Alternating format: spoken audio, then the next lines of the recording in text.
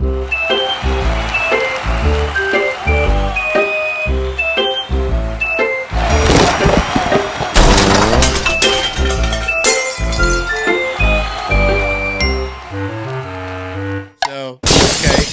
back, everybody.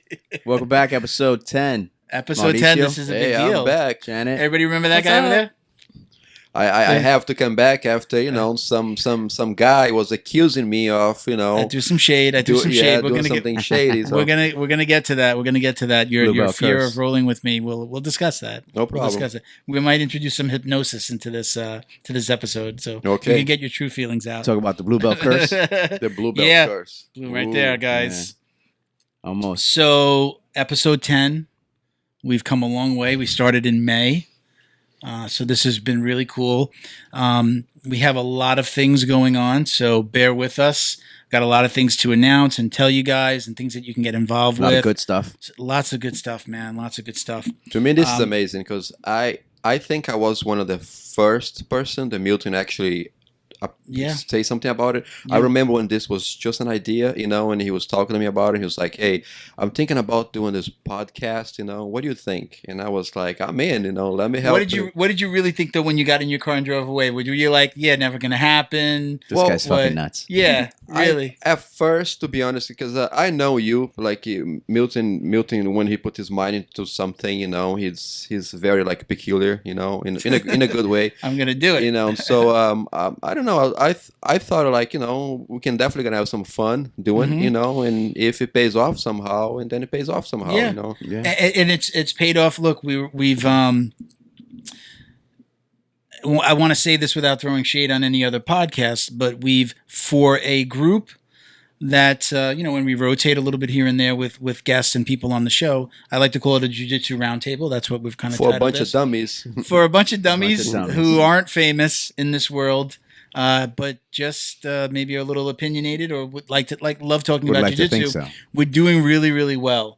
When you look at just the numbers of views that we get on YouTube alone, because it's very public, anybody can look at them, the thousands of people that are watching us versus some of the podcasts that are out. Yeah, but don't just view, right? Don't just view. Don't just view, like. Subscribe, yeah, let's see. Right, Like how you bring it up. And subscribe. Don't forget subscribe. Yes, and we're going to do another contest. So let's that'll be the first thing we'll talk about. I actually forgot to write that down. So what have we been doing on YouTube? Like, comment, and subscribe to the channel. It gives you the opportunity to win. We're doing a $50 coupon code from Choke Responsibly, which is now actually the Jiu-Jitsu Dummies.shop. Or the podcast store. So it's jujitsudummies.shop.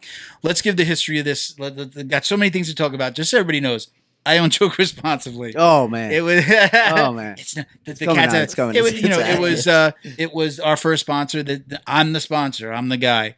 I love doing t-shirts. I've been doing t-shirts since 2003, some form of funny t-shirts, MMA, and we landed on Choke Responsibly.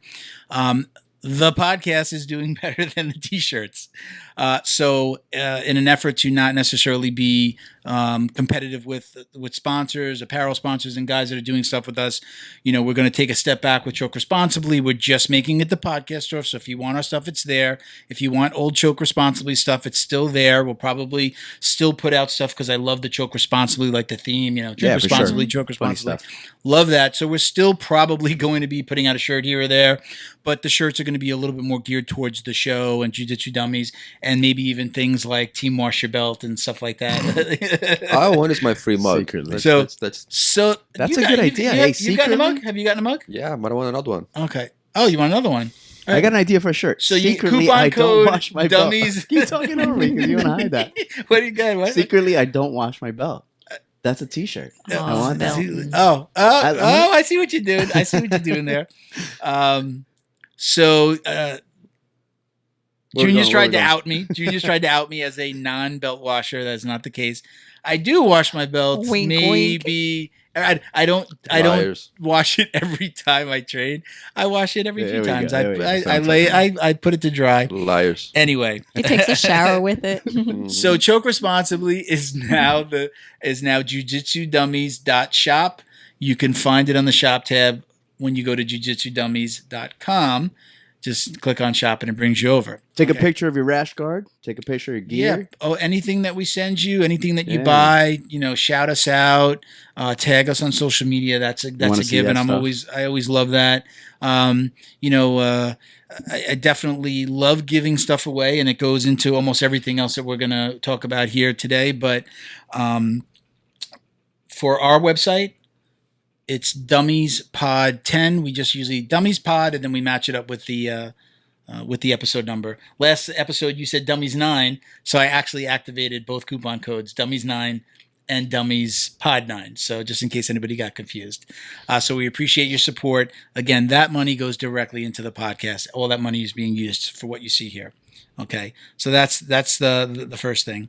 Now, before we get into our other sponsors, we've done something really interesting, right? We've always talked about the podcast the podcast patrons, and you were able to go on to jiu-jitsu-dummies.com and click on patron or sponsor, and it brought you to a page where you can right on the site. Well, we're now using the Patreon system, patreon.com. It's what they do. As we grow, it allow us to put out content, and it just be available. Like we could put out certain things just for patrons. Perfect. If you're, sponsoring the show, think of it like that. You're sponsoring the show. You're basically pledging as little as $5 a month. You're going to be paying that each month, and you're going to get some cool stuff. What we decided to do to start is to do a raffle every single month. Nice. So we're going to, at minimum, it will be $100 worth of jiu-jitsu related products, either CBD that you see on the table there, our new sponsor Barebone Recovery Gel, which we're going to get into. We'll give them a proper shout out. Things like that, recovery products. We can just go online and I can send you something from Amazon. We're going to give away, whether it's a gi or a sponsor product, stuff from Choke Responsibly and the really Jiu-Jitsu Podcast Store.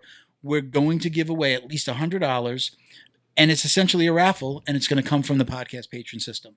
So if you're on Patreon, it's something along the lines of, right, so every $5 you pledge, you've got 5 raffle tickets, right? We've all bought raffle tickets from family members and kids and soccer teams and all that stuff.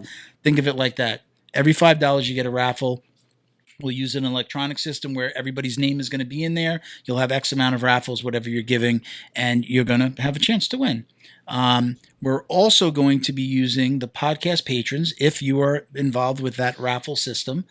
We're also going to, and we're going to be talking about the foundation and what we're doing, the scholarships that we're going to be putting out. We're also going to let those patrons also vote. They're going to have a vote in who we choose, who we award a 1-year jiu-jitsu scholarship to. And that brings us to the next thing. So we started a foundation. Foundation time. Hey. Foundation. Wait. There we go. So we actually started a foundation. We are registered with the federal government. We're registered legit. with We're legit. This is Holy not smokes. This is not a scam. People. This is not a scam. Legit. By the way, up. somebody run a timer for me. Do you want to run a timer? Yep. Yeah. So, because I'll just talk forever. No, so just run a timer for the show, please. So we are registered with the state. We're registered as a nonprofit, and we are going to start raising money that we're just going to give right back to the jiu-jitsu community. So I don't want to make I want to make the distinction that the podcast patron system is one thing. Those people that give us money will then vote on the people that are going to win. So the money from Patreon goes to keep the show on the air, and then you can donate directly to the foundation, and there'll be links in the bio on YouTube. And if you just scroll up if you're listening to us on iTunes or whatever system you use, just find the bio for the show. It's going to have all the links, whether it's going through PayPal and giving a donation, again, directly to the foundation, and that money gets used for the foundation, not for the podcast. Or we'll probably in the future have like another website. There are we also foundation created websites. We also created the Jiu-Jitsu Foundation IG. So there's going to be information on there. There's going to be information there. We're going to post a lot. And what we're really doing, where I was going to go is we are also going to be releasing, by the time this episode airs, usually we film at least a week, maybe 2, before they actually air. And I'll look to Bo. Bo is working on the guy behind the camera. the brains behind the beauty of everything you see and hear. Bo is almost done with the GoFundMe video. That video is going to explain a little bit more about what we're doing. If you pledge through the GoFundMe, again, find the link in the description of this video or the podcast, the sound on your favorite podcast app. We had a couple good looking jiu-jitsu guys do that. Yeah. Video, Well, right? one of them was okay. Go look for that. Go look for that video. It's going to be awesome. So you're going to be able to click on the GoFundMe link in the description. And if you pledge money through GoFundMe, it does go 50-50. Half is going to keep the podcast going, and half goes directly into the foundation. Okay, so there's just kind of multiple streams here. I just want to make it clear that we're doing the GoFundMe. It's going to help with the show. The show is the reason we're able to do the foundation. For sure. Right, so again, Patreon goes directly to the show. The GoFundMe will get split 50-50, but we're also going to give you the opportunity to just donate directly to the foundation. It is a nonprofit 501(c), so that means that your donation is tax deductible, depending on what the government's doing tax deductible. This next year. Deal. So it's actually a tax deductible donation. Okay, so I'll let you talk to your accountants about that. I'm not I'm not an accountant. So I know I'm throwing a lot of information at you, but what I want the listeners to be excited about is that if you donate money to the foundation, we are going to find a veteran, first responder, or a child in need. And it could be any of those three in need, or somebody that's just done something that's just deserving. I'm not saying we're not looking for poor people. We're looking for people who are deserving. We're looking for people who are in need, in need of jiu-jitsu. That's the word, deserving. Maybe financially, That's so or they cool. could use it for, we talked about PTSD on the Mentally. show, right? It could be for it's going to be for a good reason. And we're going to be able to decide on that. We will decide on that. And then we'll figure out where we're going to put it. And, we're going to allow people to suggest, people that they think are deserving. So it's going to be you guys out there listening to us or looking at us. Tell us about that police officer that got that saved the baby or delivered a baby, or that fireman that got a cat out of the tree, or something even crazier. Somebody saving a life, or a soldier coming back from the Middle East. We want to just make sure that this gets into the hands or your of people child that doesn't have an outlet and needs something to get them. So our listeners motivated. are who are sending in the nominees. Yeah, you guys out there are gonna nominate. And thank you for making that point. We're going to let them nominate. We're probably gonna have you guys post on either the podcast group or the fan page. I think either one will be fine. So there is a fan page for the show, for us, Jiu Jitsu Dummies. Then there is a foundation page now, it's the Jiu Jitsu Dummies Foundation. We've added to the foundation name. We are Jiu Jitsu Dummies. That's the Jiu Jitsu Dummies Foundation. And there is a group called Jiu Jitsu Dummies Podcast. And listen, that's all on Facebook. I know it gets weird and there's so many pages. Find us, make a suggestion. We're going to take it from wherever you post, and we're going to make sure that people out there can vote. We'll probably do something like we'll pick the top 3, and then we'll ask people to vote. So listen, calling on gym owners, calling on the higher belts out there who are teaching, coaching, that are helping their gyms. I reached out to a couple of gyms, and there's individuals that are specifically working with their gyms, not necessarily the gym owners, but are helping run specific programs to encourage veterans, first responders, children in need to come in and get some help. So those gym owners know that kid that stopped coming because his parents couldn't afford it, or that mom and dad who got divorced, and the kid, they had to give up jiu-jitsu. Those are the people that we want to hear about. I very much think, because I don't want a veteran and a child to compete against each other. The first one is going to be to a vet. Let's just make that distinction right now. I don't want it to be like, oh, is this 10-year-old kid in more need than this veteran? I don't want to. So we're going to be able to give out as many scholarships as possible. It's going to depend on how much money we raise. You think about, what is it, the average we'll work gym out the cost? specifics, Right. Under $200, 200 times 12 months is $2,400. So we need to raise some money to do this. We'll work out the details and explain it to everybody. But again, by the time this airs, the GoFundMe will be out there. We'll be raising money, and then we're going to announce, hey, start sending us your your nominees. Make sense, everybody? I know, kind of went the long way there. I'm known for that. Yeah. Okay, we know. So there's so much to talk about. So so we've talked about the foundation. You can find the foundation on Instagram at the JJD Foundation. Certain names aren't always available, so it's at the JJD. Jiu Jitsu Dummies, right? Foundation. On Twitter, it's the JJD Dummies FDN. Okay. And the GoFundMe, if you go to GoFundMe, if you just were on the website, just search Jiu Jitsu Dummies Podcast, Jiu Jitsu Dummies, Jiu Jitsu Dummies Foundation. You're going to find us. Again, links in the bios. All right. Perfect. So thank you for letting me get that out of the way. I hope that everyone participates.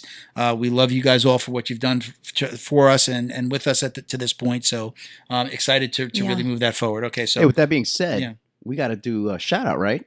We got a shout out. We have a shout out. So we're going to do the podcast patrons. Okay. Yeah. So big shout out to CJ Carroll, Mission 22, right? I know Mission that 22? You've got some interactions with Mission 22 going on. Definitely. Right now, we're working some things with Mission 22 right now. What we want to be able to do is get more information out there to people, right? So who is Mission 22 and what do they do? Well, they help support veterans in need, right, with training. What type of training? Jiu-jitsu training, judo training, yoga, CrossFit. If they need it, hey, go to Mission 22. Great organization, right? Okay. So CJ Carroll, thank you for that. Mission22.com, Mission 22 on Facebook. Okay. Perfect. Also, Chuck Red Door, he's been with us since the beginning. These guys have all moved over to the new Patreon system, so thank you guys. Thank you. A couple of the guys actually started donating a little bit more, pledging a little bit more, so thank you guys. James Fisher, we always mention him. He's one of the guys that put us together with Fight Back CBD from the beginning. So he's introduced us to a lot of people. The whole web of jiu-jitsu people that we have involved. A lot of that has come from James and making some introductions and tags and things like that. Damian Soto, he's one of our brand new podcast patrons. Shout out to Damian. Thank you, brother. And then they're not podcast patrons, but Larry Goff and his daughter Gemma. Gemma. Hey, Gemma. Shout out Gemma. Thank you for listening. What's up, Gemma? We appreciate you. Yes. Spoke to Larry over Facebook. He sent me a picture of his daughter and her last competition on the podium, and just wanted to let her know that we appreciate you. I believe she had second. I think the picture that I have, she came in second at a New Breed tournament. Nice. Great job, Gemma. Keep it up. Keep on sending us pictures. Keep on listening. We appreciate you. I know that she's actually done some stuff with Tap Cancer Out. She's done some stuff for that organization. Actually, I think she's raised some money. So hopefully we can get her and maybe some other kids just like her to do their own GoFundMes and help out with the foundation. And listen, just keep on doing what you're doing. Look, we support anybody that is out there spreading the word, jiu-jitsu. The gospel of jiu-jitsu. Yeah. Okay. There you go. Amen. We really appreciate you guys, and we're gonna. If you've got something going on, if you've got a foundation, if you've got an event, let us know. We're not charging to talk about you, so please let us know what you have going on. Tag us, shoot us messages, any of us here. But let's go back and let's go around the room. It's been a while since you've seen Maury, so let's let everybody introduce themselves. Name, rank, and serial number. Mauricio, I'm a blue belt under Felipe Amarante and Sofia Amarante. Okay, where? Fight Sports, Coral Springs. Oh, yeah, I know those guys. They're pretty cool. Well, I'm up. All right. I'm junior. I'm a black belt under Felipe and Sofia Amarante. Fights. You're always going to say Fight Back. We all do it. Fight Sports, Coral Springs. Milton Campus, purple belt. Fight Sports, Coral Springs. I love Fight Back CBD. And... go ahead. I'm Janet. I'm also blue belt. Same awesome school. Fight Back. Fight Sports, Coral Springs. Fight Sports, Coral Springs. You get us. That's Fight Back's fault. So now everybody knows who's here. It's been a while since we've seen Mauricio.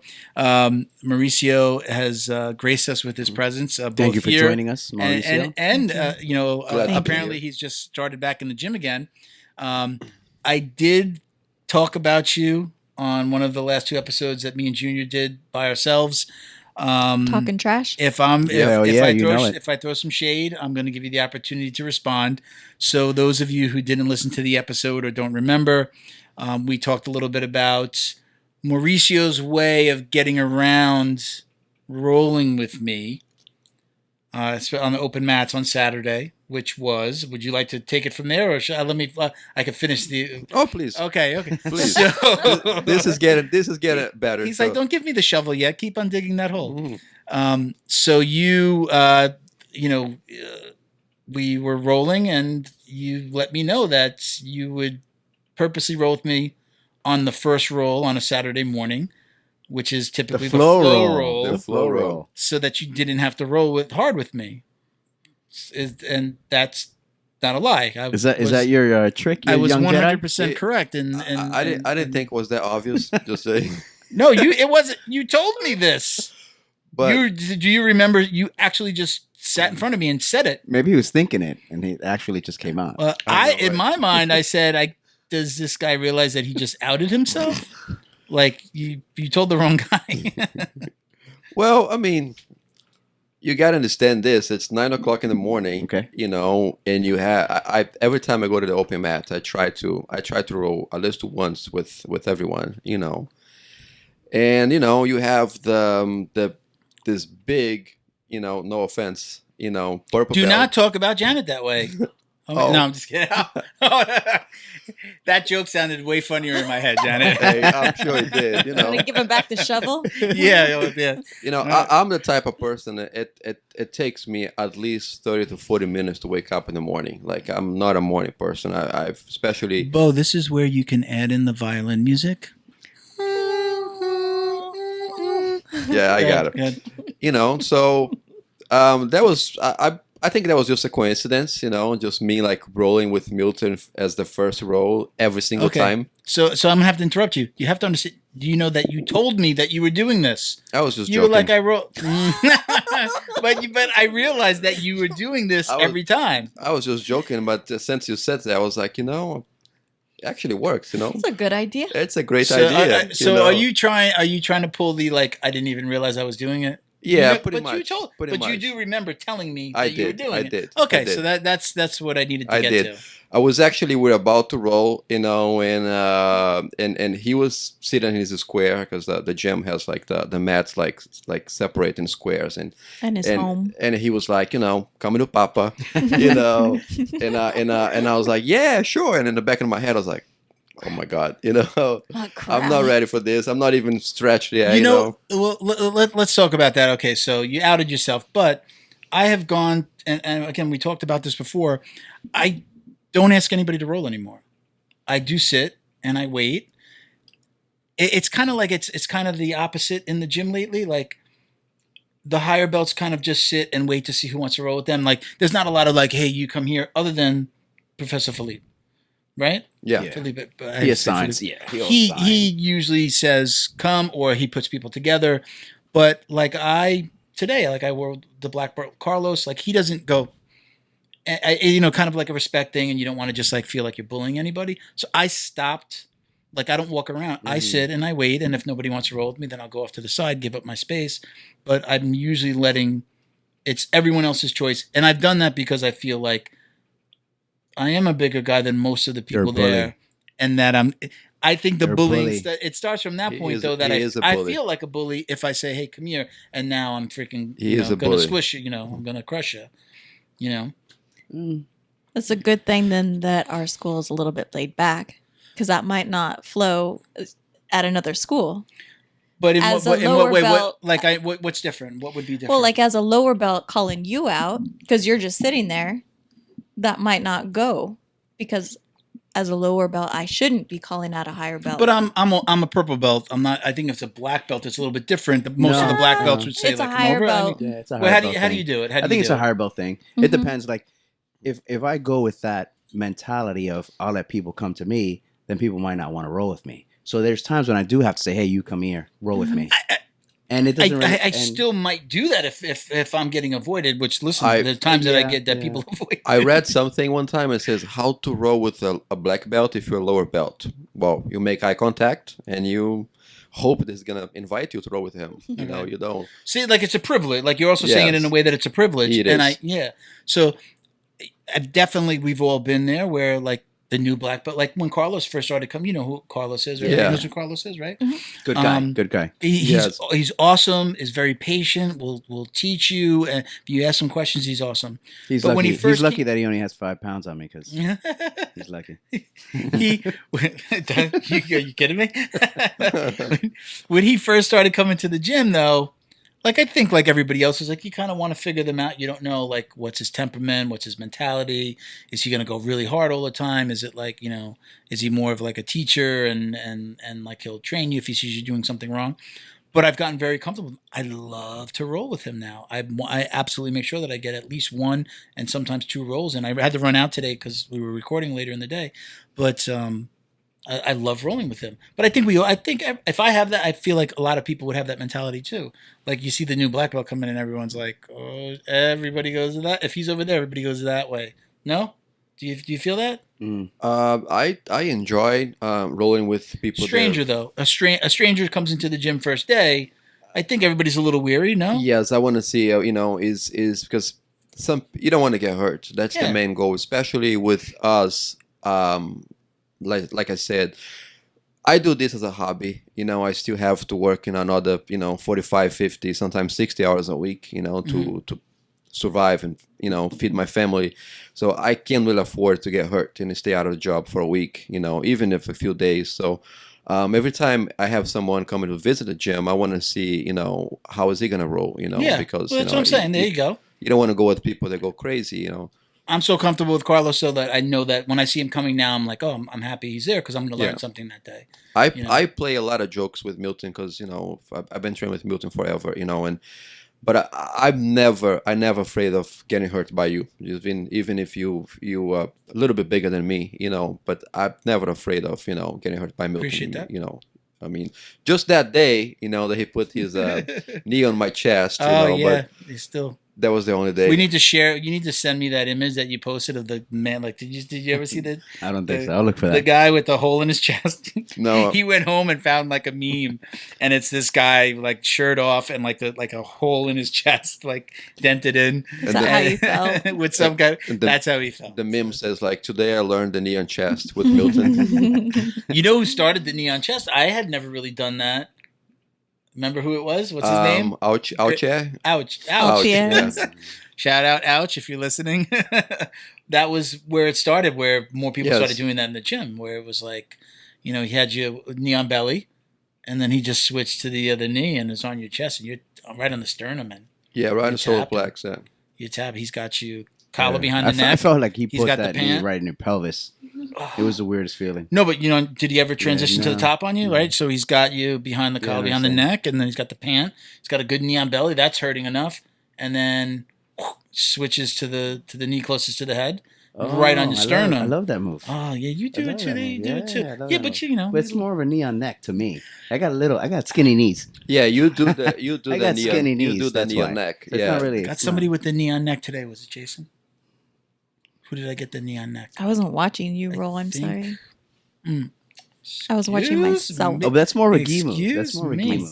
Yeah, because you grab the gi and you press the knee in. Yeah. I think it might have been Jason. I did. Poor fella. I was.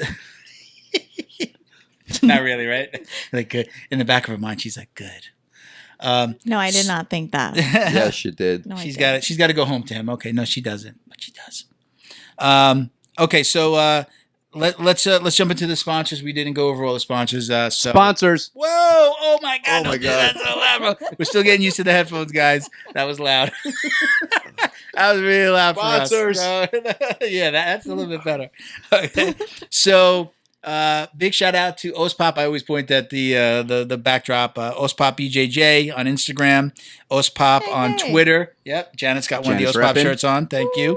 Ospop is they're going to be so again. Our format is we read questions, we read listener questions. So we are going to be giving a mix of shirts and CBD, some some bare bone out to the different questions that we answer.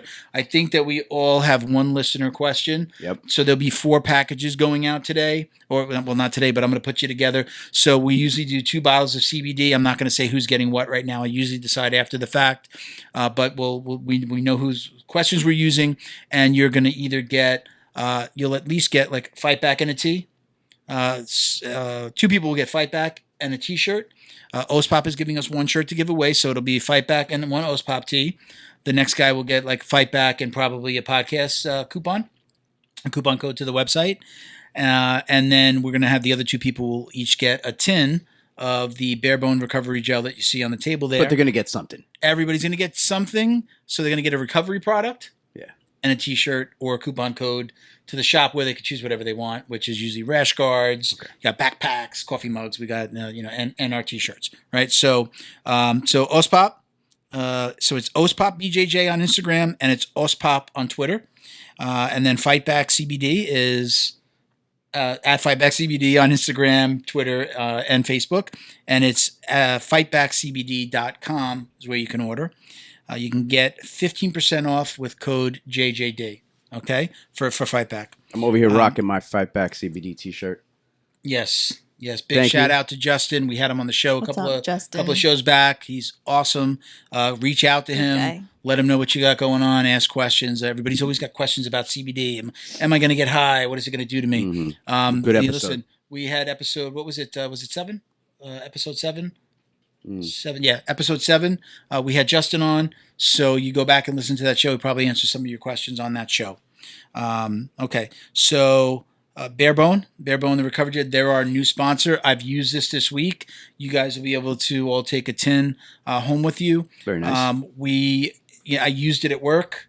I'm on a computer all day. I can stand up or sit down. I have one of those kind of Varidesk type things, and I always get headaches just on my right side, mouse, phone, whatever it is. And I actually hurt my neck rolling with Junior, so it made it worse. But I popped a little bit on the back of my neck, and that's no shade. He beat me up, and I put some of that on the back of my neck. Like within minutes, I was feeling better. The smell is great. It's not like that real pungent, icy hot or Bengay smell. You guys haven't used it yet, so I'm excited for you guys to come back and use it and report back. So Bare Bone, if you go to bareboneusa.com, you can utilize code JJD there as well for 10% off your order. Thank you, Bare Bone. Please support our sponsors. They're supporting us. Always a big shout out to them. And we already mentioned choke responsibly to the podcast store. Just remember, you can get 10% off at jujitsudummies.shop and use coupon code DummiesPod10 for 10% off your order. Okay, and it's now changed to free shipping if you order over $50. Okay. Free shipping. Holy smokes. That's what I'm talking about. How can you pass up these deals? The holidays are coming up. Holidays are coming. Free shipping. Just saying. So let's mentioning the holidays. When we go back to the Patreon system, we're talking about we're already doing a $100 giveaway this month, even though we kind of started a weekend. We've been posting online, and hopefully we'll continue to get people signing up. We're going to choose the first winner the last day of this month. Was it 30 days in November? Mm-hmm. We'll choose it on the very last day. We'll announce on social media. They'll give you plenty of time to take that. It's going to be a $100 coupon code or a digital gift card from the Jiu Jitsu Dummies podcast store. And you'll have plenty of time to order before Christmas. So if you want to send stuff, so it's different than a coupon code. It's going to be a digital gift card, so you can order something, send it to Mauricio. Get him his damn mug. Get him his mug so he stops pouting. And then you can go back and use that code. Right, you still have the money on it like a regular gift card. Unlike the coupon codes that we put out, right? You're using it once, use it on one order. So the first $100 raffle from Patreon will be announced at the end of the month. All right, beautiful. So get on there now. Spread it. You see me posting, please repost. We've got to get people into the Patreon system so that they can be part of that. So again, listen, we've got stuff coming at all over the place. That's our thing. I want to give stuff away. I want to get these things into the hands of jiu-jitsu practitioners, and again, continue to spread the word. So let's get into some listener questions. Let's do it. What do you guys think? We all chose a question this week. I'm going to start over this way, Janet, or would you like to go first? I'll go first. You can go first. All right. So my question is from Champzilla. Champzilla, what's up? Champzilla in the house. Champ? What up? Hi, I'm a white belt. Wondering, what are some tips for when you feel like you are plateauing and to avoid getting frustrated and discouraged? Don't roll with Milton. There's always a Milton. There's always a Milton at your gym. Every school has a Milton. You avoid the Miltons at all costs. Can't see it. Oh, sorry. You can't see it from that side. There's a little tear coming out of my face right here. So read the question again now that they've distracted me. So I'm a white belt, wondering, what are some tips for when you feel like you are plateauing and to avoid getting frustrated and discouraged? Okay. So before I answer what I think, somebody else, _Inc. had said, keep showing up, and I'm going to not disagree with that. Okay. I mean, that's really. He answered it on the Instagram post. Okay, very cool. Yeah. Not gonna lie, I'm in this situation myself. I feel like I've plateaued months ago, and I'm stuck. Okay. And it is extremely frustrating. I feel like positions that I used to be able to get into fairly easy now, it's like I forgot what to do. I got some really good answers to that. Yeah. I mean, I've got some good input or responses.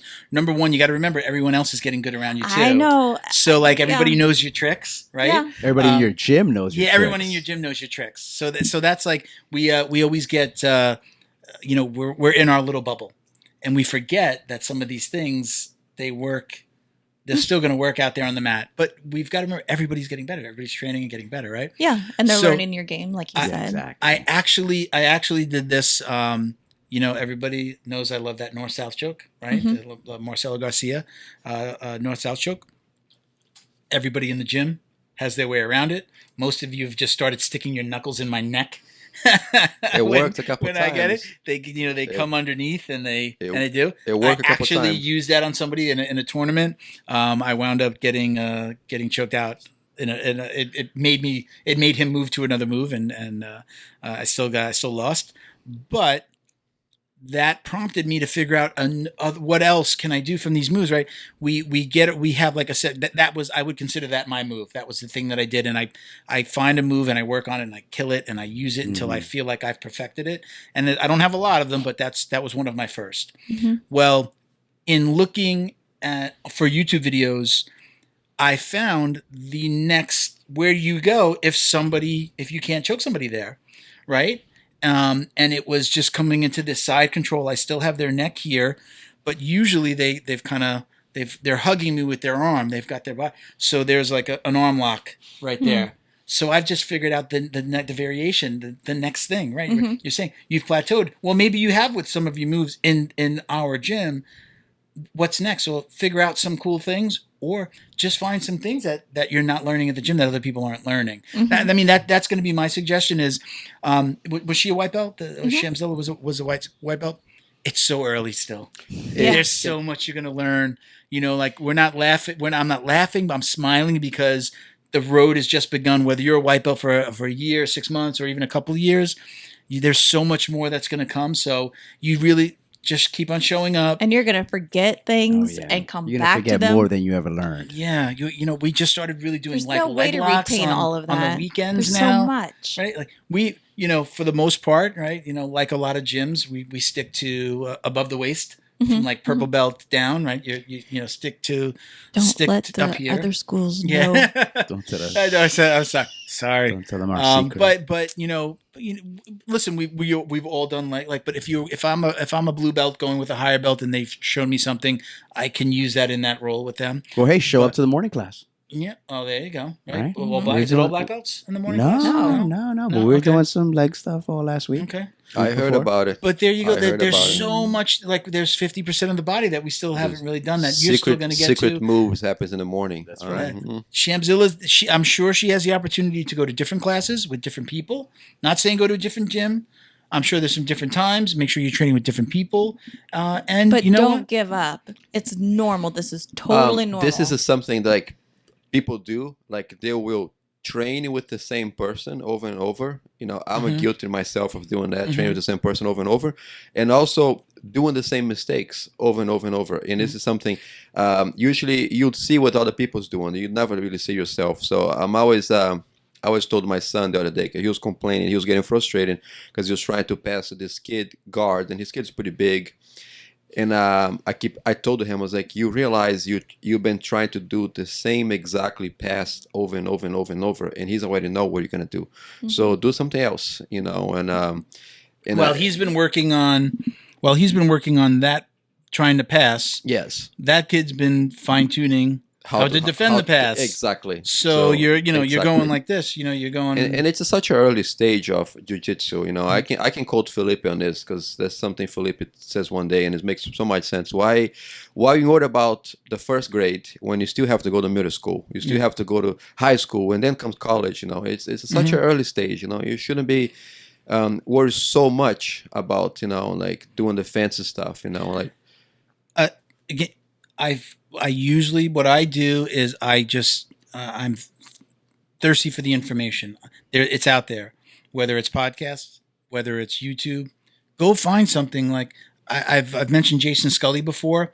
I love his videos. He does like these 5 to maybe 8 minute videos, and the titles are like 53 leg locks in 7 minutes. Yeah, right. Great videos. He's not. Yeah, this is the beauty of those videos. And I've been using this since a white belt. I found them very early in my jiu-jitsu training, and watch again, it's chokes, it's side controls, it's guard. He has videos for everything. You go in and you find something that you're good at. Find one of his videos that tells you the other there's 53 variations. Holy crap. Go in there, watch those videos and go, oh shit. I didn't know that's what you could do when you're there. I always get stuck there. That's what happened to me early on. I'd say, holy shit, I didn't even know that was there. And now I'm going to bring that to the gym, so that you're on that plateau. Find just one thing, and go work on it in the gym. But if there's 53 of them, how many guard, somebody in your guard, how many guard submissions do you know? He's got a video. Like 53 submissions from the guard, from the bottom. Different things you can do. I got a good recommendation for you. Okay. Here. Hey, spend some time, invest in your jiu-jitsu, and get a 1 hour private with your coach. Oh, there with you your go. professor. How about that? That's a great and idea. Since they know the moves that you've already learned. Exactly. And that private is for you to pick their brain on the specifics of what you want to know. Hey, I want to get better at this. I want to get better at side control. I want to get better at knee on belly, or whatever the case might be. What can I do? And they're going to spend an hour with you going over and over that technique, finding those little details. It's those little details. Oh, you mean if I turn my leg just a little bit more, it'll make my sweep even better? Or I get stuck here all the time. How do I not get stuck? Or if I do, how do I get out of it better? Exactly. 1 hour private. And look, I think that's a great idea. But just don't be scared to ask your coach questions during the regular class. Well, I think in a classroom too. No, I think in a classroom environment, in a class setting, in a 1 hour class setting, it's kind of intimidating, because now you're asking questions and everybody's like, oh my God, I can't believe they're asking questions. I just want to hurry up and roll already. The end of the class is okay too, right? The end of the class. Nobody wants to stick around after class. We on Monday through Thursday, we train 7:30 to 8:30, usually a little bit longer. And the school's still open. Yeah, we can train. Forget the higher belts. Another half hour. You can always go for the higher belts. I have yet to meet a jiu-jitsu coach, who doesn't love answering questions. For sure. Right? You coach, most of the people that coach, they coach because they love teaching. They love jiu-jitsu. Yeah. They love teaching. They love imparting that knowledge. And, today I was rolling with Carlos, and I kept on getting, I've been getting it with a lot of people, the guillotine, but the chin strap. I'm getting the one arm under and getting the chin. And if they go to the side control, I keep it. I still have it. And I asked Coach today, after a roll, I just went over to him and said, Coach, I keep on getting the chin strap. I keep on getting here. what am I missing? What can I still submit from here? And he's like, yeah, do this, do this, do this. Look, it's right here. Put your knee up. I was like, oh shit! Exactly. Boom, plateau gone. I'm gonna work on that now. I'm getting everybody with that. But just a chin strap. Everybody goes to side control, but I keep it for a long time. I usually keep it and they get stuck there. It's a good stall, but at the same time, it's like, maybe I can get out. Yeah, like I can't submit from here, but he just showed me the submission from that. And he's like, oh, I got it. He's like, it's hard, but submit. I got this. Look at the way. Then you can upa. There you go. There you go. Yeah. So, look, I say this all the time. Search out the information. There's so much information out there. You think you plateaued?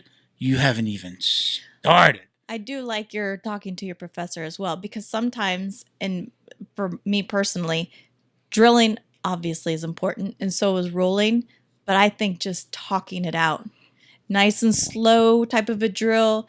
Why am I going here? How do I turn? That, for me, that's how I learn the best. I have to break down every position and understand why it's working. Otherwise, it's just a movement. You still writing stuff down? I know you mentioned like in one of the early podcasts that you write down. I have a little Jiu Jitsu journal. Yeah. For the positions I never that did really that. liked. I know that works for some people. So you can go back and say, oh, I wasn't putting my right hand here or whatever. It's funny because at work, we're training on a new system at my regular 9 to 5 and my real life. As Clark Kent, that's a joke. So we're training on this new system, and it's funny how we're in a class and we're learning the system. It's on a big screen TV, and some people are like writing down everything that the instructor's saying. Some people aren't writing down anything. And some of us are going, hey, they're going to email us everything she's going over. There's like a PDF or there's a document. And I'm one of the guys, I'm like, I'm going to pay attention because I know they're going to give me the doc that just has all the notes. If there's something outside like that I want to, maybe I really probably want to know that. Point being, there's a guy at my organization, he takes notes by drawing. And I used to just think he was doodling. He actually draws out stuff. Like when you're talking to him, he's a graphic designer there, but when he takes notes, everything's in pictures. I was always amazed by that. Point being, everyone is so different in the way they different learn. Learning styles, right? Yeah. And you love to write it down. In my mind, I'm like, damn, I don't have time to have this and the podcast and regular work and the kids and I'm like in the bathroom looking at the YouTube video. That's what I do. I go, let me find the information or let me keep a little note, when I'm on the throne. But, everybody learns differently. You have to find the thing, just like jiu-jitsu and just like a move and just like your body type. Everybody's different. You have to find what works for you. I always remember that you said that you take notes. I'm like, I might take the note, but that doesn't work for me. Getting it later, really focusing on the information in the moment, I'm good. And then maybe searching out some other information. I don't know if that makes sense to everybody. But, no, I think it does. Definitely. Again, it does. It's different for everybody. I have to be doing. I can definitely watch the videos, but I have to also be doing it. It's for everything. Even at work, it's the same way. I have to be doing in order to learn, to retain that information. When I'm preaching about looking at videos, I know some coaches are like, oh, they hate that, they cringe. I look at a video and I just try to pull out one thing. I'm not doing that. And I might watch, shutting it off right here. I'm going to stop. Maybe I'll watch it all the way through once, but I'll watch the same video over and over. But I'm going to take one thing and I'm going to implement that in the gym to make that move work. I'm always in my mind, like I feel like I try to work on one thing. Now I've been looking at, leg lock videos. People also have to remember, especially people complain about when they get stuck. Not everything works for everybody. Yeah, body types. A person that is stocky with short legs is not going to be a triangle person, and that goes exactly, so not everything. Maybe what he's trying to do doesn't work for him. Maybe he needs to try something else, and see what works for his body type. So did you have a question about body type? What was your question? No, my question was from, let me see. I love the name because it's BJJ Alpha Freak. Hey, BJJ Alpha Freak. What's up, BJJ Alpha Freak? Oh, that was loud, huh? Yeah, that was. Ouch. I currently work evening shift, 3 to 11. Now, with no available classes during my shifts, what can I do in the meantime to get better, improve my game? I can personally relate with this question. Like, I feel like you wrote that quote. I feel like that's you. Yeah, that was me. That's you right now. We've talked about it. That's why he likes the handle so well. That's my other Instagram account. No, I thought it was the beefcake one that we said. Now we're getting personal. Anyways, the reason why I haven't been coming to the podcast and not even like training as much as that I wish, just because working 50 plus hours a week, plus going back to school, and it's so hard, to find time to train. It's very, very, very hard to find. The problem with jiu-jitsu, we all know it's very addictive, and especially for me when I can't train, I get very irritated, and after a couple of weeks, that's when we start to have the dreams. You sleep and dreaming about jiu-jitsu. You dream about you dream about jiu-jitsu, and you and so it's, I don't know, man. Like for me, so read his question again real quick. For me, it's like he was saying, like, I currently work evening shifts, 3 to 11. Now, with no available classes doing my shifts, what can I do in the meantime to get better, to improve my game? Okay. Again, you can always go to YouTube and watch your videos. You gotta understand, jiu-jitsu, it's mind and body. So you don't have time. This is something actually Milton told me before. I actually heard that from you before. I was having the same question, and you said the same thing to me. You said if you don't have time to train your body, make sure you train your mind, because you don't want to exclude yourself completely from the gym. If you can't go to gym, out of sight, out of mind. And if you're not doing if you love jiu-jitsu, like I think we all do, feed some part of your body, whether it's your brain. Exactly. Especially like there's a lot of videos of competitions when you actually see people rolling. I find so relaxing to watch those videos. I would spend like sometimes over an hour just watching like videos of people like rolling. I mean, there's we've had this question come up a lot in like different like variations of the question, and I've answered it a lot of times with like feed your mind. But what about a real jiu-jitsu dummy, a grappling dummy? Just get a heavy bag. Kids? maybe he's got a kid. Yeah, I know we had. I think one of us, it might even be me, has a question that involved, talking about, there's a parent that's training with his son, and what could I do to help my son without getting in the way of his training, or conflicting with the messages that he's getting in the gym. Another suggestion that I have, because this is something I do sometimes. If you have like a membership from a gym like LA Fitness, Planet Fitness, and they're really cheap. Some of those gyms, they go for $10-$20 a month, and they open 24/7. Again, it's not jiu-jitsu, but you don't want to be out of shape because you can't train. So you can go to gym maybe 2 or 3 times a week.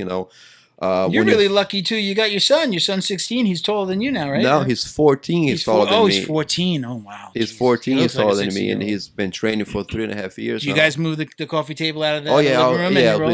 We do that. Does your wife want to kill the two of you?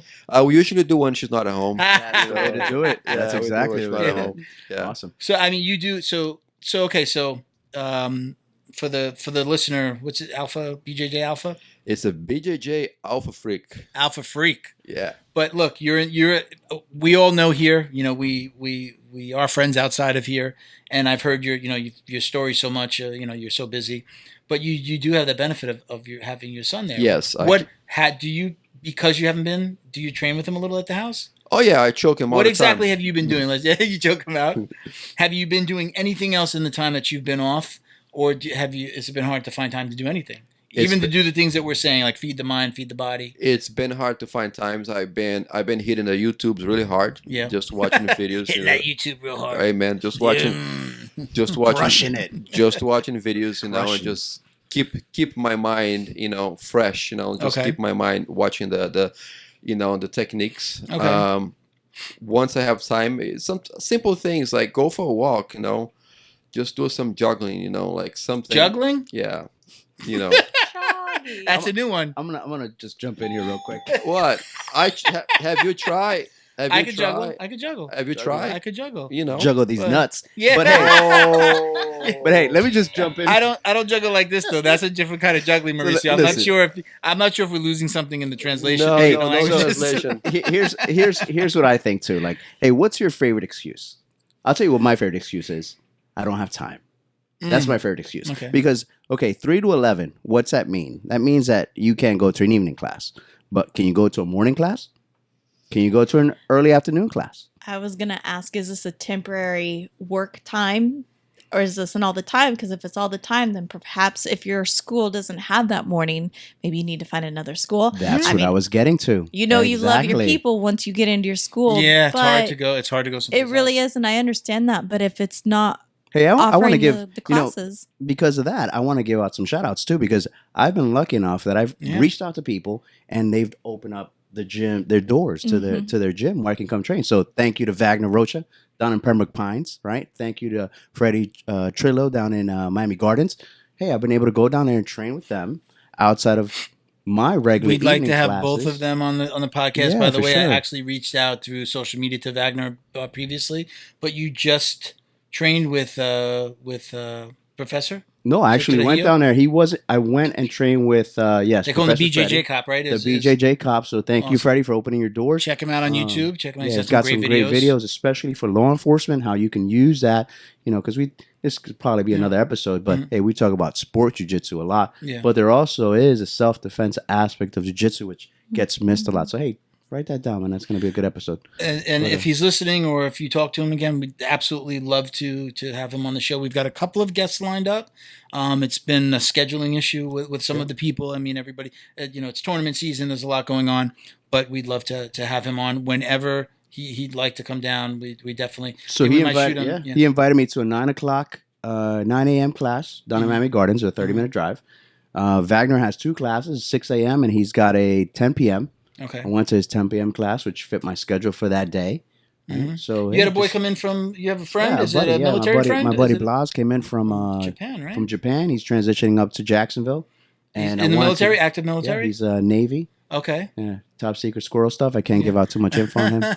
But hey, no, he wanted to get some training, and so we've been able to do that. So I've made that happen for him. We're probably hoping to make it over to Coral Springs. Okay. To Fight Sports and get some morning training in with him so he can get a different feel for different gyms. And I think, again, like you were saying in your previous question, it comes down to you plateau because people are learning your moves. Exactly. Everybody's learning the same thing. So, hey, you are. And you stuck training with the same person, over and over and over, and this is something. I hate to use the word stuck, because it makes it sound so bad. It's a good thing. You develop relationships, but you have to make it a point to train with different people. You should. You have to make it a point to not be the guy that walks to the other side of the room because there's a big guy or a black belt and I've been guilty of that. I've seen people walk away from me and I've walked away from black belts. I get it.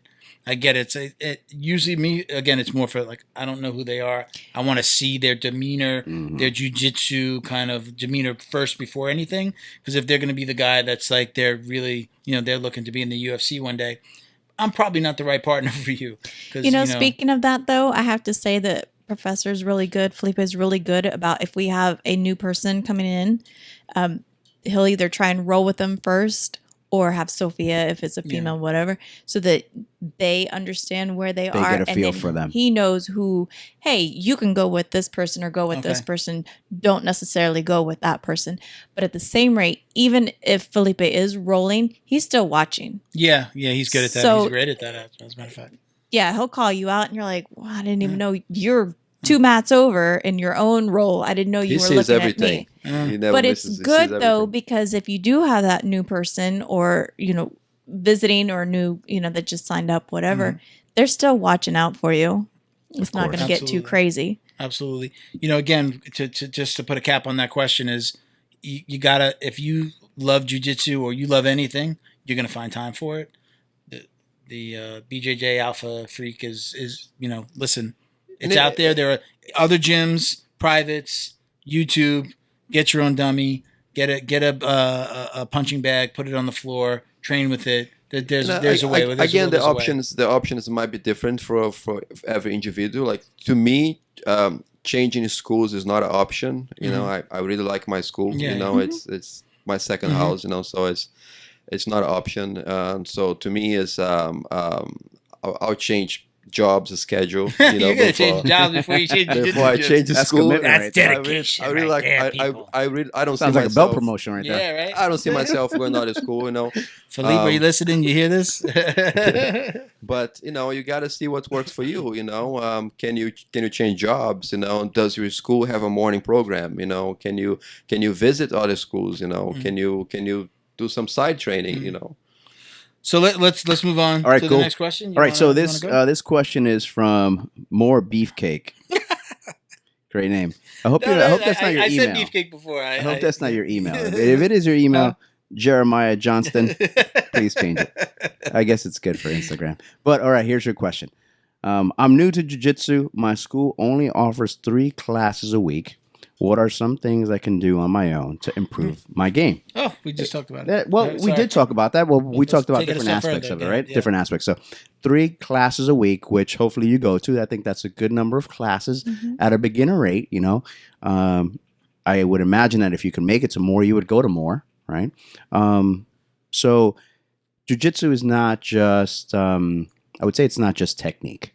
I would say it's not just drilling. It's not just rolling. There's also cardio. Cardio, I think, is the biggest aspect of jiu-jitsu, which people miss a lot. Cardio and breathing control, right? Mm-hmm. So, hey, work on those things. Milton mentioned it earlier when he was talking to Mauricio about feed your mind, right? Or vice versa. Mauricio was mentioning that. Milton had said that. There's a great book called The Oxygen Advantage, which talks about how to properly breathe, right? And that potentially has helped my game quite significantly because when you're rolling, think about this. As you're rolling, focus on the other person. Focus on their breathing pattern. And their rate of breathing can give you an insight as to when they're going to move, right? So that's what I do. Because I work on controlling my breathing, I can focus on somebody else's breathing, right? So as soon as they start doing they're going to move. They're about to move, right? So that you can adjust to that. So Note to self. Exactly. When you can control your own breathing, then it plays a big role. And how do you do that? Well, cardio. What's your biggest excuse? My biggest excuse is I don't have enough time. Hey, 20, 30 minutes of cardio. You can make that time. Get up 20, 30 minutes earlier, right? Sure. Do 20 minutes of cardio.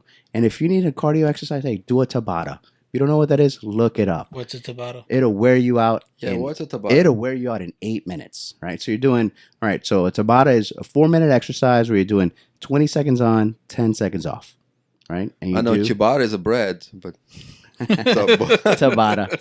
It's about a time you get up and do something. Ciabatta. If I was Portuguese, bread, I could do if I was Portuguese, I might say. If I was Brazilian, I might say ciabatta, but it's with a T. Black Belch. Black Belch.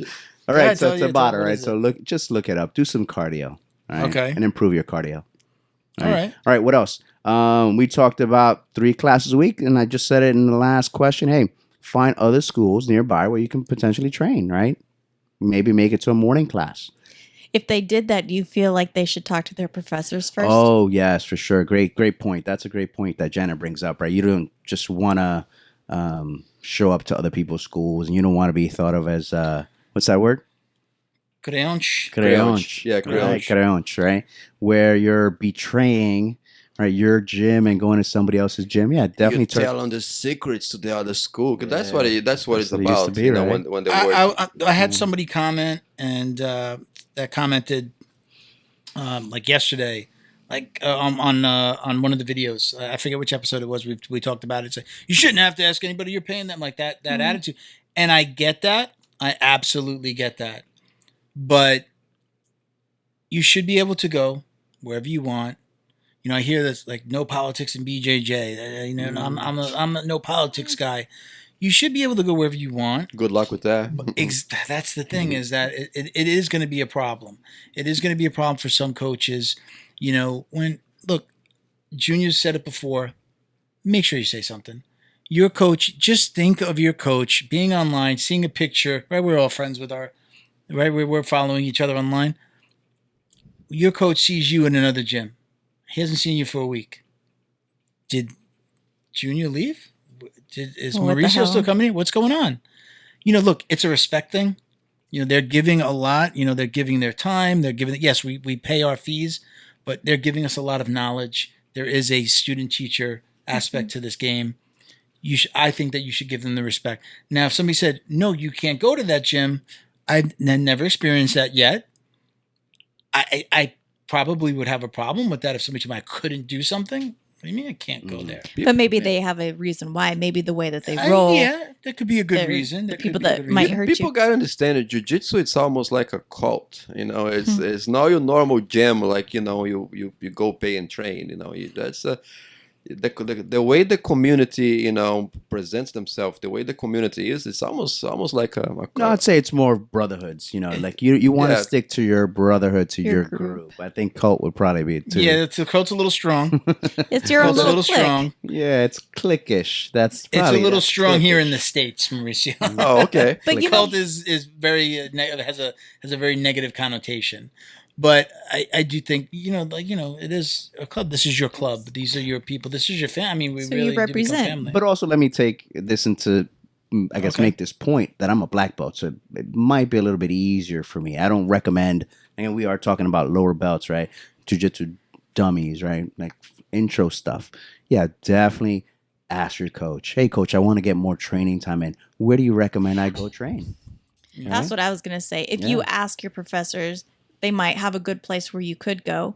And don't forget to call that school then and say, do you mind if I come down? Do you have a mat fee? Yeah. What do I, is this gi, no gi? In our school, we're only allowed to wear white gis. So if you have a colored gi, are they going to not like that? They want you to wear the white one, more traditional.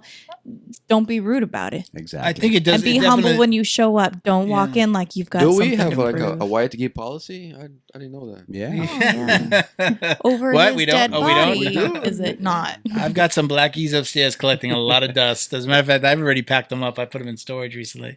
But yeah, I mean, I agree with everything that you guys are saying. I do think that, again, asking permission, telling him you're going somewhere, just have a conversation with your coach. It's again, nothing worse than imagine your professor seeing you and not knowing that feeling that you're going to put him through. It's just a respect thing. Yeah, I think, we do it in so many other parts of our lives. Yeah, for sure. Why not with your coach? I think in jiu-jitsu, you got to think you're looking for something bigger, right? You're looking for mentorship, right? So you're not just going to leave your professor, right? You have to treat your professor like that. Like he's your Mr. Miyagi. Yeah, you just don't disappear on him. Hey, yeah. What do you recommend I do? If my professor tells me, hey, do this 100 times, guess what I'm going to do? I'm going to do it 100 times. And at the same point in time, I'm not going to ask. And this goes back to another question that we asked on a different episode, asking for belt promotions. Hey, you don't ask for belt promotions. Just do what he's telling you to do, because you're looking for him to give you something. The knowledge is going to come how it comes. Imagine if Mr. Miyagi walked past the Cobra Kai studio and saw Daniel training with the... Yeah, he'd be upset, God, he'd be upset. We should sell that to YouTube. Yeah, right? that's Didn't good. YouTube do that? Aren't they doing it already? I haven't seen it. We should write that script. All right. So, does anybody have any other input? I mean, again, we do get that question a lot. We've had some different kind of variations of answers, but thank you, more beefcake. More beefcake. Beefcake. I have a question from Eddie Gallegos. He says, my 7-year-old son just started taking classes. He's been doing it for about a month now. I was wondering what I could do to help him at home. I myself am new to jiu-jitsu, so I want to be careful not to contradict or undo what he's been taught. Thank you for your time. I appreciate the question, Eddie. I don't think that there's anything that you could do that's going to help him if ultimately the mission is to go this way, to learn. You're new, so I would, again, and I don't want to sound like a broken record, but I would definitely, the Gracie University, the Gracie brothers have some great videos on playing jiu-jitsu, how to play with your children. Your 7-year-old son is already training, but there's some great videos on how to get them to go to school, how to get them to go to class when they don't want to go, when they're playing with video games, when they get to age 12 and they're discovering girls and they want to hang out with their friends. But there's some great videos that they have about how they impart some knowledge about when they were kids, how their father played jiu-jitsu with them and didn't make it like, okay, we're going to go train in the living room now. They would just be watching whatever, doing their daily thing, and then they'd start playing, and the kids are trying to pass daddy's guard, and it became fun. And I probably couldn't do the stories justice, but go out and look for those videos. But again, Henner and Hedon, they have great information about that. But there's probably nothing you're going to do to damage your child's jiu-jitsu. Anything that you're doing to help him get better. And look, even in that playing, I find that I weed out bad things that I'm doing when I'm training someone else or when I'm working with somebody else that's new. So Eddie's going to be, teaching us some, but he's also going to be fine tuning his skills, where to put the leg, where do you put your arms. He'll discover like, oh wow, I was doing that wrong. So be very careful, that you're not getting into leg locks with a 7-year-old, but I don't really think that there's anything that he could do to hurt him. If the number one, you're sharing this incredible journey with your child. Mauricio is lucky to be able to say that he's doing that with his 14-year-old, but I don't think there's anything bad that can come of it. I would say let the coach be the coach. Yeah, you don't want to be that parent on the sideline trying to coach your kid on the mat. But he's talking a little bit more about home, though. I mean, you're at home, right? Yeah. Preach it. Okay. Right. So even at home, don't go back and correct what your coach has done, especially if you're new to jiu-jitsu. Mm-hmm. Let your coach be the coach. But you don't, sitting in the living room, moving the coffee over and playing around a little bit. Oh, no, for sure. I completely encourage that. Right? Okay. But you need to keep it positive. Of course. Oh, absolutely. And it's crazy that this question is right now because we do have a dad, not with a son, but with a daughter, who pretty much went through the same thing. She started, then he started. And he would go home and say, hey, let's do this. You didn't do this. Let's work on this. And she's like, I don't want to do that here. Yeah. That's not between you and I. That's me on the mat. Okay. Kind of encroaching in a way. I agree, yeah. He said the best thing that he learned to do was just to applaud her. Yeah. Not anything negative, but hey, I enjoyed watching you tonight. You did a great job. Exactly. You gave good heart, and leave it at that. When they get home, she wants to bring it up and she wants to talk about it, then he's all about Daddy, it. let me show you this move. Yeah, then he's all about it. But if the second that he tries to, hey, you didn't give it 100%, or hey, you should have came up, that you lose her. Yeah. That's kind of where she's out the window. And like you said, you're not my coach, be my dad, not my coach. It's not like not putting down soccer, but it's not like, hey, your dad's your coach as well. This is a little bit different. Mm-hmm. So let dad be dad. It's football, by the way, no soccer. I'm sorry. Let's not go there. I'm not going to mention the school. I'm not going to mention the school. I don't want to out anybody. I know of a situation where a boy in his teens quit because the father started. And the father couldn't figure it out. Why? He thought he was going and sharing this journey with the son. And the father came back to the school and let the coaches know. He's like, I figured it out. I found out what happened. He's like, he was talking to a friend of the family, the child, and he was like, that was my thing. And now my dad's there doing it too. Yeah. Even though it was different times, it was like the kid would train, the dad would get on the mat after. And the child was a little bit. Now we're in a place where we have family jiu-jitsu, right? We're in a very welcoming environment for that. So that happened. That's a very unique and I don't think that happens a lot. It's a one-off, but it did happen. Now we know what the father said. We're hearing this child's information secondhand.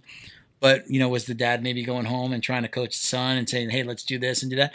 That definitely could have been something that happened. Mm-hmm. But the child quit.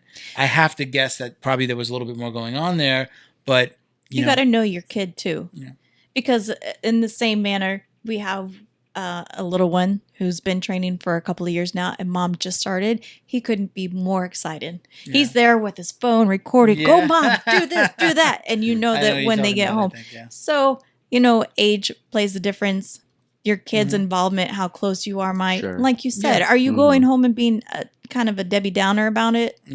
Hey, you should have, Yeah. Now you know, right? The parent's the second person, or the person that started later, and now they're trying to like correct the things. I could see that happening. I could see all of those things happening. But listen, jiu-jitsu is supposed to be fun at the end of the day. Mm-hmm. It's a self-defense thing for some people, and it's a workout thing for others. Some people it's stress relief, and they're never going to get on the mats, and they're never going to do a tournament. But everybody has their reason for doing this. But kids are usually forced to go, or you get entered. Oh, yeah, you're going to do this. So I think you have to be very careful in going home now and let them lead the conversation. Being the coach and wanting to show. Yeah, I could see how that could go bad. If they want to talk about it, then talk about it, but don't be too pushy. Mm-hmm. And if they don't want to, then let that be something that maybe they go to their friends and say, hey, you know what I learned? This is really cool. You just kind of feel that out with your own little one. So thank you again, Eddie, for the question. I hope that we helped you there. So we're going to put the spotlight back on us, and we're going to go to Junior and I did this in the last episode, episode 9, where we had, we asked 3 questions that we want to ask of not only the host, but guests when they come on. I've added a 4th question. We're going to mix it up because I think a lot of the answers to question 1 and 2 for a lot of us have really are the same answer. So let's go with, we're going to go around the room. We'll go around to everybody. All right. So, biggest regret in jiu-jitsu. Do you have one? I mean, I wish that I had known about this when I was a lot younger, but since I didn't, I mean, I guess I'm glad that I just started when I did. Okay. No, I mean. That's good. That's a good answer. There you go. We got 4. So, Mauricio.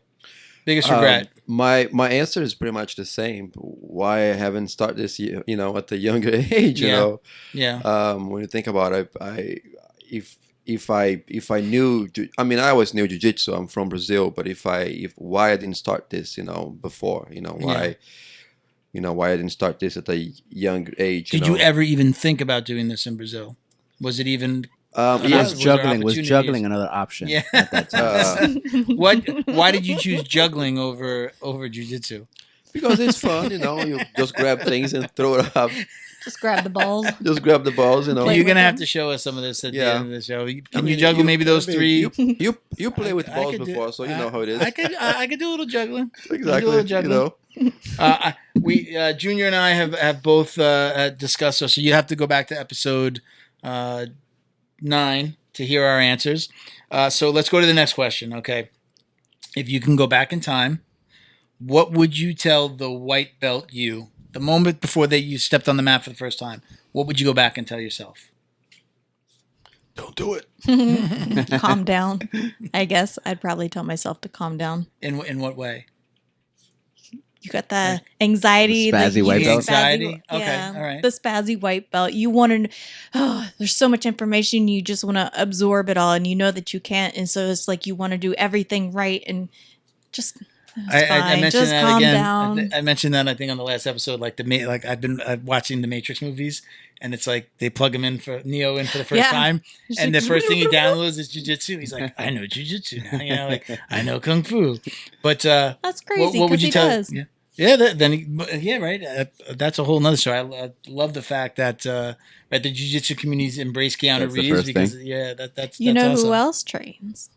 Oh. I'm going to look up his name. Ashton Kutcher? Yeah. He just got his brown belt, right? Yeah, Shout out to Ashton. Yeah. Come on the show. Come down. There's quite a few people.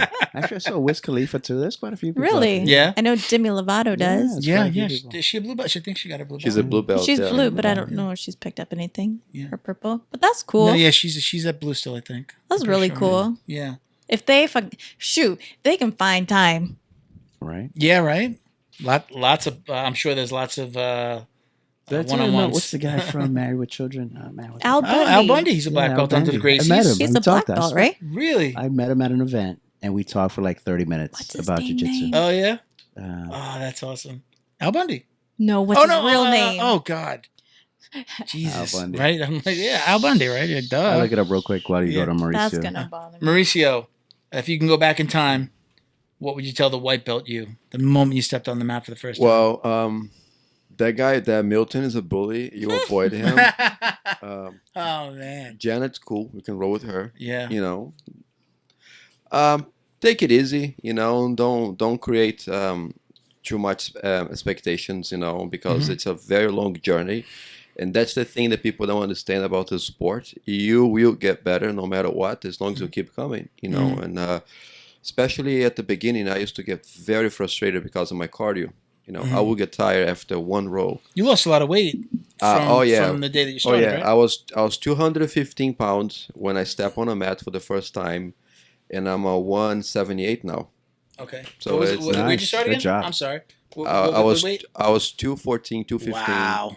You know, obviously that's a big version, there is also diet, you know, involved, but not get into that. But it's just creating too much expectations, you know, because I remember coach used to get very mad at me because I would skip rows, you know. I was like, oh, I'm going to take a break and go to the wall of shame, you know.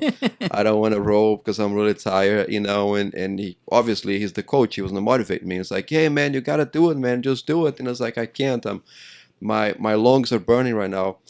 And then I realized it was all my breathing. You know, when I learned how to breathe, you know, the problem was solved. Now I can train for hour and a half with no problem, you know. But at the beginning, you know, it was a little frustrating, you know. So I would definitely tell the white belt of myself, you know, just take it easy, you know, and it will get better eventually. You know. Good answer. Al Bundy's name? Ed O'Neill. Ed O'Neill. Oh, Ed O'Neill. Now we're all like, I know it. Yeah. All right. So our next question. What is your ultimate goal other than achieving the rank of black belt? What is your ultimate goal in jiu-jitsu? I thought that's the only goal. Mauricio, would you like to go first on that one? Go ahead, Mauricio. Well, I've said this before, like the black belt, but especially getting the black belt with my son. Okay, that's awesome. You know, that's something that that's a great goal. I have a picture with me and him as a white belt. You know, I think it's really cool if you can do not just for the picture, but very cool if you can do before and after. You know, the white belts and now the black belts, because that's the one, that picture that you look like Pablo Escobar. No, right? No, not that one. Not that one. You know, if I can get the belt, you know, with him, that would be really cool. Yeah. You know. I just like to train, you know, and I really miss it when I don't, you know, and like I said, I think that's the goal, just to get the black belt, and especially with my kid. I like that. We'll take that. Janet? Ask me the question again. Okay, so what is your ultimate goal other than achieving the rank of black belt? What is your ultimate goal in jiu-jitsu? I guess get it before Jason. No, that doesn't bother me. I guess being able to train as I get older, so not getting hurt, I guess, and knowing my limits, that I'm not then, like I said, creaking around the house trying to get out of bed. I have to roll out, whatever. Being able to train for many more years to come. Okay, I think you and I had similar answers. When you roll out of bed, is it a front row or is it a back row? It's like this god-awful side slide. I have roll and then slide out. Now that we have one more question, so we have 4. We're typically going to do 3. We have a 4th question, but I will say that I've learned to stretch after rolling now. It's helped me tremendously.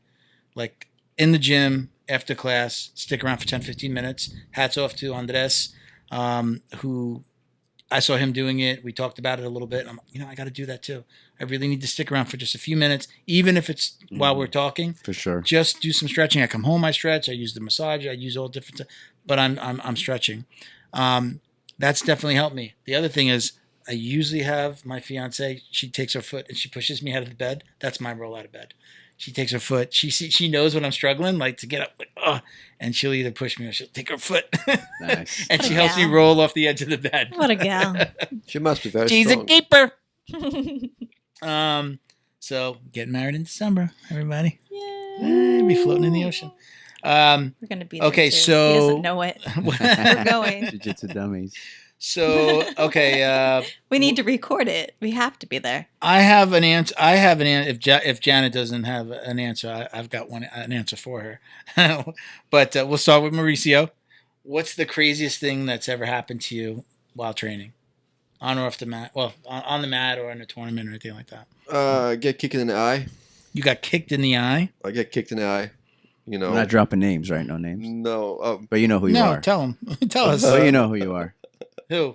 That person. My friend Alex kicked me in the eye. You know, Alex. Mr. Professional. Mr. Professional. I'm sorry, Mr. Professional. Shout out to Mr. Professional. What's the Uppercut Barbershop? Yeah. Where is it now? Where is he? Wait, let's give him a proper shout out. If we're going to talk about him, we got to give him a proper shout out. Uppercut Barbershop. Mr. Professional. Mr. Professional is his name. I think he's in Margate. Is it Margate or Tamarack? I know he moved. So he's in Margate now? All right. So check him out. Look for Alex.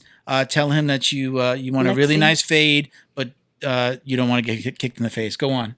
You know, we are training on this Sunday, you know, and I don't know what happened. I don't know if it was his fault or my fault. It happens, you know. We training, it happens, you know. And I got kicked right in the eyeball. Right in the eyeball, like heel, toe, like bottom of the foot. I think was the heel in my eyeball. I don't know what he was trying to do. That's like a Wednesday rolling with Flo. That's not that big of a deal. I don't know if he's trying to do some capoeira, whatever he's trying to do. All I know, I saw this flying foot, you know, around my eye. All right. You know, and it looks very funny, and I have to skip class for a couple of days. Oh, did you have a nice black eye? Yeah, it got all swollen. No, it didn't turn black. But it was all swollen, and then I finally go to class with my eyes is still a little bit, you know, and I have to endure the jokes the professor was doing the whole class, you know. It's like, you know, everything was about something about the eye, you know, and he would wink at me, you know, in the middle of the class. You know what I mean? Nice. You know, so this is I guess that's one of the craziest, you know. Okay. Junior, we didn't answer this question, so go ahead. Craziest thing, man. I can't. No, you put me on the spot. Craziest thing. I feel like everybody's answer is going to be geared towards busted my lip, injuries, torn ACLs, meniscus. There you go. Right, you talked about that before, right? I think it was the same guy that hurt your leg, hurt Drew. Yeah, right? We talked about that on Drew's episode. Yeah, when Drew was on. But the craziest thing, I really can't. Probably unexpected promotions. Like, hey, you're getting promoted. Like, oh shit, today? Really? Surprise. Your black belt was like that, right? You didn't know. No, I don't think you really knew. Maybe you were getting that one? No, I think I got my brown belt in a year after getting my purple belt. Yeah. But at that time, we were training really hard, probably 5 days a week, 2 times a day. Okay. And again, you know, if you want to get promoted, I think that's the best way. So you're saying you were purple for a year? Yeah. And then I got my brown belt. All right, cool. But trained, 2 times a day, 5 days a week. I'll take it. Early morning, late nights. Yeah. Janet, craziest thing? I know you know where my mind went, but you can use whatever you want. I mean, well, I'll tell it's not a question. We're trying to figure out this solid 3 to 4 questions that we want to ask. I'll tell my story. It's a classic here. Get ready for it. Yeah. Well, first off, let me just say, Alex might kick you in the eye with a heel, but Flo, you're going to get a toe in the mouth. Oh, man. Oh, there you go. Oh, my God. I got a toe in the mouth this morning, as a matter of fact. Yeah. And we talked about Nelly Furtado, too, right? Okay. Oh, God. What is Nelly Furtado? What is that? Promiscuous girl? Let me tell you, if you're listening, you've got promiscuous toes. Oh. I don't like it. I didn't know where this is going. Like when you're in a butterfly, and your toes are like... We don't have a podcast lawyer. I don't want to offend anybody. That'll wake you up at 8 o'clock. Yeah. Listen, Flo is responsible for... I think maybe 3 of the black eyes that I've gotten, or really bad elbows. She's responsible for almost all of my eye-based injuries. So I love you, Flo. Yeah, we all do. Flo. We all love you. I did get. So let's hear that story, Janet. Yeah. All right. Okay. So I was a white belt. Once upon a time. Once upon a time, and we're not mentioning any names because it doesn't really matter. But I'm being taught a position from north-south with a fella. Oh, boy. That's not the one that I was thinking. I know it's not. No, I didn't even know this one. Yes, you do. No, I don't. He was north-south right here. Yeah. I was getting... junk on the head, junk on the forehead, God. huh? Oh. And it wouldn't stop. So I tried to go to this side because he had a shit sandwich before class. Oh, and boy. he was talking. So it was here and here. So I'd go to the other side and he'd just follow it. Definitely wasn't me. Continued. No, it wasn't you. I'm like trying to think back. That was the worst, though. Yeah. Ugh. I don't recommend that, guys. My story for you was going to be the one with the new guy, the big CrossFit dude. you pulled him into your garden and grabbed your boobs. I thought that would have been the one. We talked about that one here before. He used little what I have to help himself out. Because farting's not. That's not the worst thing. Everybody farts. Craziest thing. Normal. Yeah, I tell you though, it just depends on who does it and how it's done. If you're just rolling and it happens, it happens. Try to oop out too hard, too fast. But there's some other, especially like in the kids' class. You will know if someone is being inappropriate or if it's a legit, mistake. Yeah. You know. Or when you accidentally roll into that shit smell, somebody crap dusted. I've been in somebody's not a north south, but what do you just? It was a Kimura, like sitting on your head, the Kimura. I hate that. From the top there. No, but he was unclean. Oh, yeah. Yeah, swamp ass. Yeah. I was like, man, somebody definitely. We should talk about that. I take a shower before I take a shower I before I go training whenever I can. do too. Half because I want to be. If I wait, I take a shower in the morning no matter what. So I'm showering. Definitely before class on a weekend, even if it's early. But not it everybody wakes me has up that too. opportunity. But it wakes me up. So like when I come home from work, sometimes if I can't like get a quick 15-20 minute nap. Shit, man! I'll jump in the shower. Water wakes me up, and I get to class. You say a nap? Naps are key. What? Naps are very healthy for you. Don't sleep on naps. Not no pun intended. Like a siesta. Look, I worked from home for years, and I would work like from 9 to maybe 2 or 3. I would work 9, eat lunch, go back to work, and then around 3:30, I would nap every single day. And then I go back and work another 4 or 5 hours. So I put in a really long work day. But that nap, my body got so programmed to that nap that when I started working for somebody else again and that 9 to 5, very difficult. That 3:30, man, I'm ready for the nap. What time? But around 3:30. 3:30 nap, right? That's a good time. It's an old people so thing. if I get home at 5:30 from work, I'll get home 5:30, 6 o'clock. Class starts at 7:30. I try to get a little half hour nap in. It's good. I wake up again, a little water on the face, maybe jump in the shower, and off to class. It's great. I mean, I feel like I can, work another 8 hours if I had to. But I think that's a huge. To be honest, if I don't get the nap, those are the days that I miss class a lot. I'm just so tired. The training just winds up being so. But I'll go the next day. Or my schedule is Tuesday, Thursday, Saturday, Sunday. Tuesday, Saturday, Sunday. I'm still getting in 3 to 4 days. That's good. That's These healthy. days, I hurt my neck rolling with you. I found out about the bulging disc, little arthritis. All that happened at the same time. So I do remember that neck. Yes. So this last couple of months, it's been probably more 2 to 3. Yeah. But definitely the open mats. I'll go in because I can control myself. I'm not doing some crazy drills or anything and forced to do something that you don't want to not do the drill or stand on the side. So at least for the most part on Saturday and Sunday, usually going right into depends. Once in a while we'll work on a move, but for the most part, someone has been avoiding Monday classes. Not saying any names. Because of all the crazy warm ups. Who are you talking to? I don't know who he's talking about. He's not talking about me. I know he's not talking about me. Let me get him. Who are you talking about? I want to remember this moment because I'm going to make him pay for it if he's calling me. I think every gym has that. Every gym has the warm-up skipper. Yeah. I don't skip warm-ups. If I go to the gym, I'm doing the warm-ups. I'm not saying that. Monday, Wednesday is definitely tough. The warm-ups are tough. It's definitely tough. I think you're saying that I avoid Mondays because of the warm-up? No, I didn't say your name here at all. Okay. What's Monday's son warm-up? of a bitch. Yes, son of a bitch. If I go I usually go I always put a day between training. But if I go Saturday and Sunday, I can't go Monday. If I go Saturday and Sunday, especially open mats Monday and a little bit longer, break. There's no way to go to Monday. If I go Monday, I can't even get out of bed. Don't forget about pushing me out of bed. That's a lot of talk for somebody who doesn't train very often. Oh, no. I'm just saying. Oh.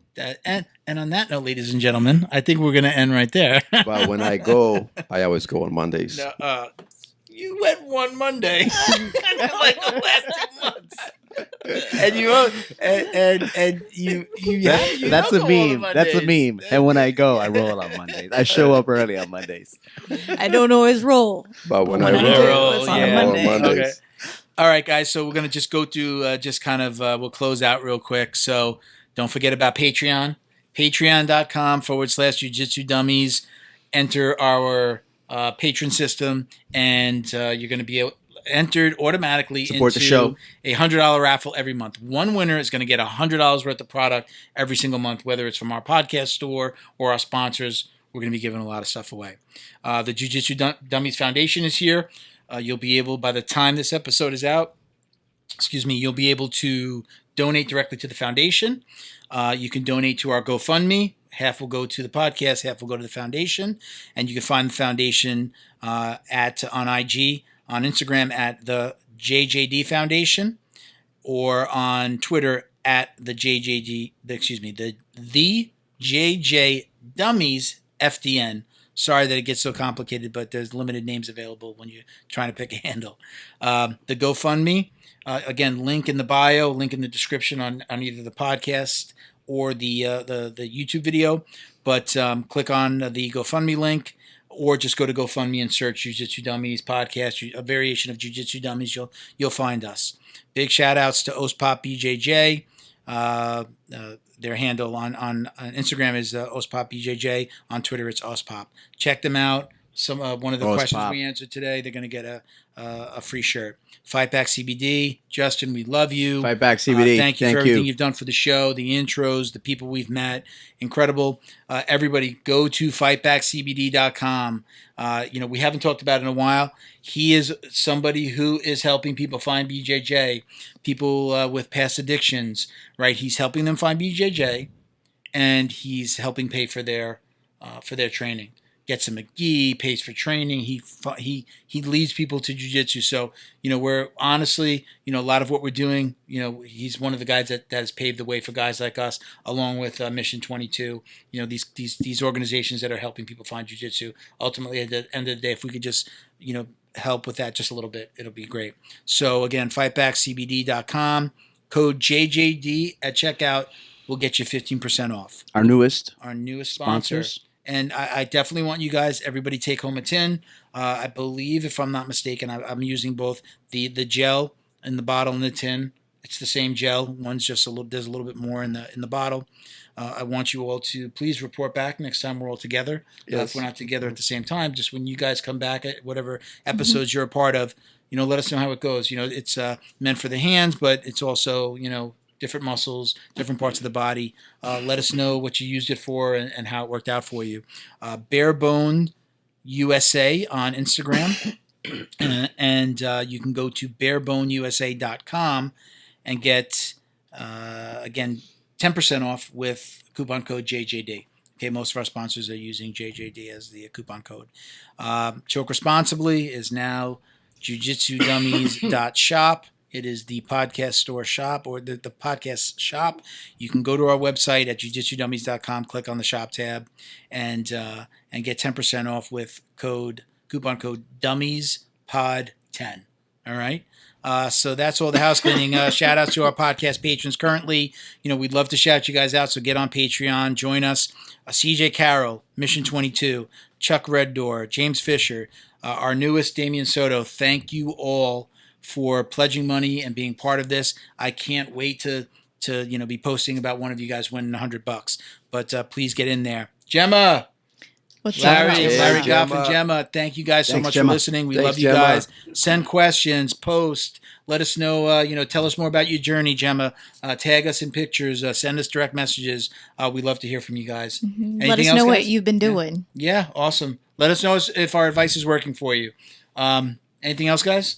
We're good. I just want to say it's good to be back. Glad to have you. Congratulate you for everything you have accomplished, because thank you, man. I took a month off and I come back and it's so much going on right now. I laid brick. I laid this wonderful brick all by myself by hand. I'm telling help. You. I listen. I appreciate this. I love this. I mentioned it before. I am in the marketing industry. I consider myself a marketing exec. It sounds a little weird to say it when I hear myself say it. I help companies get found. We build websites. We do graphics. A lot of the things that I've been able to do here for the show, I'm not going to say it's easy, but this is what I do during the day. So it's really great to be able to do it for myself, for you guys, for the show. me and Bo, the guy behind the camera, we have a long history of doing this kind of stuff together, me in graphics and web design, and and that's where I got my start. Bo actually built my first company website for free. I would book the business and he'd do the work, and that was our business relationship. So Bo is definitely someone who got me started in this world, but I've gone on to open my own companies and do other stuff. But right now I work for somebody else in the industry. I love my job, and I talk about this podcast when I'm on a sale with somebody at work, telling them what I do for myself and how it's worked for me when they're asking me questions about what they should do for themselves. So I love doing this. I love training. I love talking about it. I love training other people. So, this is my wheelhouse. So I appreciate that. Thank you for saying that. But it's only going to get better from here. We've talked about hopefully in 2020, sometime, hopefully like January, February, we're going to move again. We're going to move to a undisclosed location. We're going to move to someplace where we're going to, I don't even want to kind of share. I've shared it with you guys. We don't want to tell everybody yet. No secrets yet? But no, you maybe guys know. Demonstrate You some guys positions, know. Yeah, there might be a little mat space in the next studio. We're really going to change the game in the way that podcasts are being done. And, it's only going to get bigger and better. So stick with me, guys. I appreciate you all. I love you guys all for doing this. Just so everybody knows, they take time out to do this. I think because they love jiu-jitsu. They're not getting paid for this. Unfortunately, I wish I could be paying everybody, but you guys are doing this, and you're helping me build something that's really cool. So thank you guys so much for all of this, and for sure, I appreciate you guys, man. Awesome. So thank you, you everyone out there for listening. But what do they got to do? What do we got? What do they got to do? Like. No. Subscribe. Yeah, of course. That's a comment. A given. Yeah, of course. Like, follow us. So that's not what I was talking about, but thank you for reminding me. You can find us on Instagram at Jiu Jitsu Dummies, on Twitter at Jiu Jitsu Dummies. We talked about all the foundation stuff, but you can find us everywhere at Jiu Jitsu Dummies, jiu-jitsudummies.com. Oh, I remember now. Send questions to info@jiu-jitsudummies.com if you're not able to get it to get on social media for whatever reason, if you're living in a cave. But wash your gi, don't wash your belt. No, you got to wash your gi and your belt stinky. All right? Go train, everybody. Thank you, guys. Love you. Oh, happy holidays.